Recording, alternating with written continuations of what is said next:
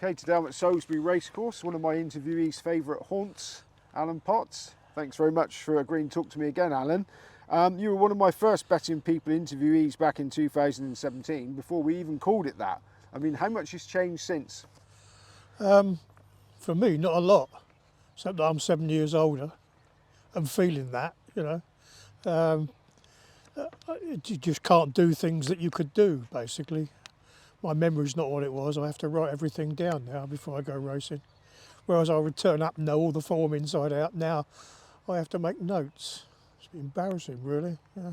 That must be quite, if your memory was a big part of your arsenal in the past. I honestly think it was. The fact that I could recall past races, replay them almost in my head without having to even look in the form book, I think in the 90s and the first 10 years of this century, it was a big plus for me, but it ain't the case now. I mean, my memory's a bit like a aging laptop, slow and unreliable. Now, I understand you've stopped betting off course altogether. You refuse to comply with the... That's not strictly true. I have had a few bets in the local shops. Ah. I don't know how long that would last if I actually started winning. You have to keep moving around the shops. But so does that mean that your car is getting more of a battering? Are you sort of going racing more? No, I mean the amount of I can tolerate the traffic, on the trip down like this and back. But anything more than today, anything more than an hour and a half each way, I just find now is too much for me, basically. So if I'm going to go to somewhere like Goodwood or Newmarket or, further north, I would make arrangements now to stay either the night before the racing or the night after the racing so that I can spread the driving over 2 days. Right, now, the affordability saga is going on as we speak. Hopefully when people watch this in years to come, it's all been dealt with. But you've dug your heels in, refused to show your bank details and all that stuff. Wouldn't it be just easier to comply? Well, 2 reasons why I haven't complied, Simon. One, from everything I've read and heard from other people, talking to them or reading on the internet, what I could show would have no impact whatsoever. What they want is pay slips, credit ratings, that sort of thing. Well, I don't have a pay slip because I don't have a job.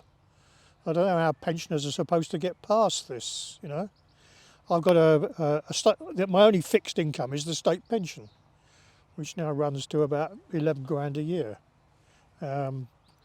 And I've got, most of the rest of what I've got is tied up in my pension fund, which is something known as a SIP, a self-invested personal pension, which means that the capital is still invested in whatever I choose to invest it in my case, stocks and shares, because I've always been quite good at those as well as the racing.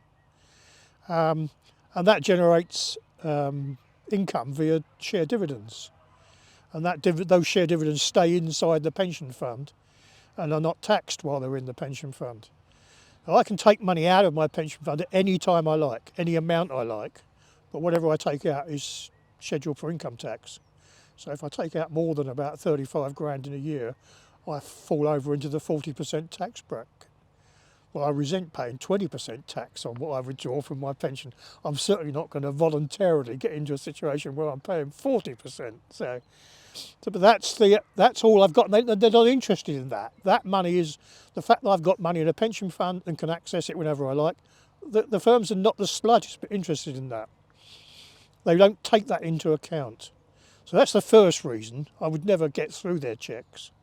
The second reason is almost everybody I've spoken to about this or have read about on the net, you go through all the checks and even if you pass, you basically end up still being restricted, being told how much you can deposit each month, how much you can lose each month before they start another investigation.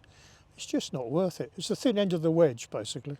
Okay, and how about the racecourse bookmakers? Because when you did the last interview, you appeared at Cheltenham and I hadn't seen you for 20 years probably. And we didn't know each other before. I wouldn't say I knew you, but I obviously knew of you. And I hadn't seen you. You decided then to come back to the racecourse and do your business. Is that still, can you still get on what you want with the racecourse bookies? I've had no problem so far. And it's not as if I'm out on a regular basis, Simon. It's not like the old days. It's not like I'm turning out for 100 plus meetings a year. I'm probably doing 15 or 20, more like that, I'm very fussy about the type of races I bet on these days, very selective.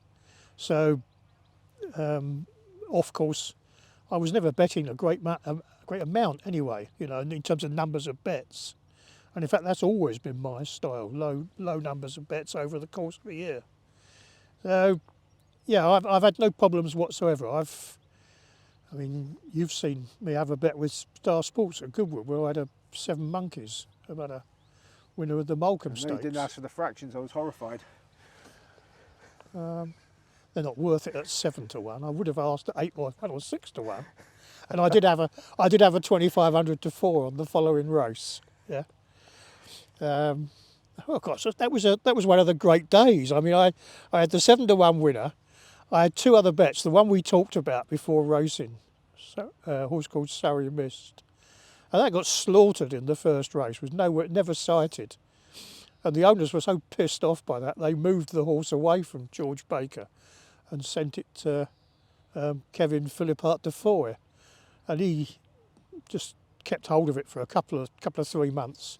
First time out for him, it won a handicap at Windsor, and 3 weeks later, it won a listed race in France. I wasn't wrong about the horse; I was just wrong about the day. Has your approach to finding winners changed much since we last spoke? No, it's I concentrate very much on the better classes of race. If I can just quote some figures to you. Yeah, of course. Yeah? And the numbers of bets haven't changed at all. I jotted down some figures. The year after we did the interview, 2018, I had 128 bets on the flat during the flat season. 69 of those were in group races. And the biggest winner of the season was Kew Gardens in the Ledger. And then last year, I had 115 bets, 50 of those were in group races. And the biggest winner was Alflela in a Group 2 race at York. So those are the races where I'm concentrating most of my effort, basically. And what's your strike rate like on those?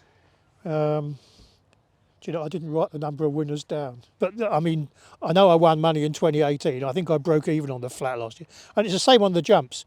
The season where we did the interview, 2017-18, I had 122 bets on the jumps. And the biggest winner was Politologue in the Tingle Creek.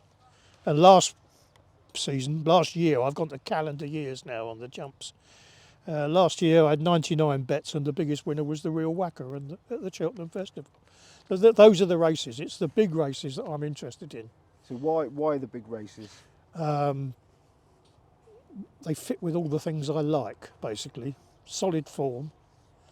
They work well with stats, trends, whatever you want to call them. And of course there's no difficulty getting on because of if you're betting off course, those are the races that people are generally willing to take bets on because they know they're going to get a decent turnover on those races. I'm not trying to back, it's not like trying to back winners in a 0 to 60 handicap at Wolverhampton, is it? And having big money on them, And has it always been the case? I mean, when you were betting solely for a living, now you've got your pension and you're financially secure. Yep. But when you were needed to pay the bills, was the temptation not to have a lot more bets, or did you have a lot more bets? No, I didn't. I mean, in fact, I've got the 1999 diary here, which I've showed you, that's 25 years ago. I had 259 bets. That's flat and National Hunt combined in the whole of that calendar year. So have you got a physically or even just a mental tick box before you have a bet? First thing is look at the race. Pick a race. I mean, here this afternoon, for example, there are probably only 2 or 3 races I would consider betting on. In fact, that's already been spoiled by some loudmouth tipster. I had a 6 to 1 shot in the first race, but Hugh Taylor's put it up and it's 4 to 1 now. Yeah. Thanks very much, Hugh. Yeah. I'm assuming though, if you're all shrewdies, you're going to come across the same. You're going to come down on the same horses. Yeah, he's picked it out for exactly the same reasons: sectional times, look green first time out, and so on and so forth. Yeah. Yeah. Okay, now I'm interested in a bit more of the technical stuff here, because assuming that you make money backing horses looking beyond the favourite, generally, would that be the right assumption? Yes. What sort of non-winning form line makes you sit up and take notice? What's the winning formula? No, what sort of non-winning? I'm assuming that most of the horses you back probably didn't win last time out. So what sort of non-winning Oh, I see form what you line mean. would you be What, looking what am for? I looking for, basically? Yeah. Yeah. Well, there are probably three things. The first would be I'm always looking at the young, improving horse over the, over the proven horse, basically. Yeah. So, if you give me a group race with a 3-year-old making his first appearance in a group race against a 6-year-old who's got 5 or 6 wins in his career, at least in group level, I want to back the 3-year-old. Yeah. Because I'm always willing to give them room for improvement. I mean, I could quote dozens of examples, but the second thing is, I'm losing the thread here. First thing was, second thing is hype, to bet against hype. And I mentioned Kew Gardens. That's hype was all about that. That was what that race was all about, as far as I was concerned, because you had the favourite was the Gosden filly, La Ti Da, or whatever it was called, and she'd won a fillies only race by 12 lengths, a listed race at the York Ebor meeting, and all of a sudden she's the next superstar. And I mean, she'd never met a colt, she'd never run in a group race, she'd never run over a mile and 3/4. I mean, there were so many negatives or question marks about her. I couldn't see how anybody could be backing her at 7-4. And in the same race, I got 7-2 about Kew Gardens, who was already a proven Group 1 performer, trained by the man who's had more St Ledger winners than anybody else. It still makes no sense to me, but you just go and have the bet, don't you? The third thing would be that I still use trends, stats, whatever you want to call them. I tend to use them more as a means of finding horses not to back. So what I like is a short price favourite that doesn't fit the pattern for the race. Yeah. I mean, the most recent of those that would be a good example would be Jerry Colombe in that 3 Mile Novice Chase at Cheltenham, which would be about 15, 16 months ago now. And I backed the real whacker because he had the Cheltenham form, because he was proven at the trip. Whereas Jerry Colombe had never run on a left-handed track at that stage and had never run 3 miles. Again, you're taking a chance that the horse will be suited by the course and that he will be suited by the trip. So you'd take a chance if it had been 33-1, but you wouldn't take a chance if it's the favourite. That's right. I mean, as it turned out, he did run. I mean, he got within a short head of the real whacker, so you count yourself as a bit lucky to have collected. But one of the things I've always lived by is that they pay the same for a short head winner as they do for a 20-length winner. It makes no difference to the accounts. Now, when we last talked, I've watched back my interview and I was cringing because there's a few things I should have picked up on, but I was quite inexperienced at the time. You said you're a big fan of all-weather racing, but not necessarily betting on it.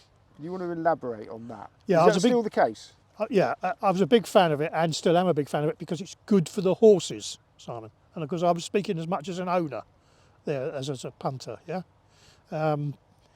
I've had horses in ownership who've had leg problems, sore shins, back problems, and my experience is that when you bring them back after they've had some sort of treatment, giving them a run on the all-weather gives them confidence because they don't come back sore from that. They don't need 2 or 3 weeks recovery time after a run on the all-weather. The surface is forgiving for the horses, and I'm sure that's why the big yards, Gosden, Godolphin and so on, why they're quite happy to run their 2-year-old maidens on the all-weather, because they know that the horse won't come back with the sorts of injuries or problems that were commonplace with 2-year-olds racing on the turf. Yeah? So that's always been a big thing. I mean, I've always thought that since they've gone to polytrack and tapeter, I mean, it's basically exactly the same as turf racing. They go slow and they sprint, But yeah, I just mostly it's because I like it for the horses, basically, as an owner.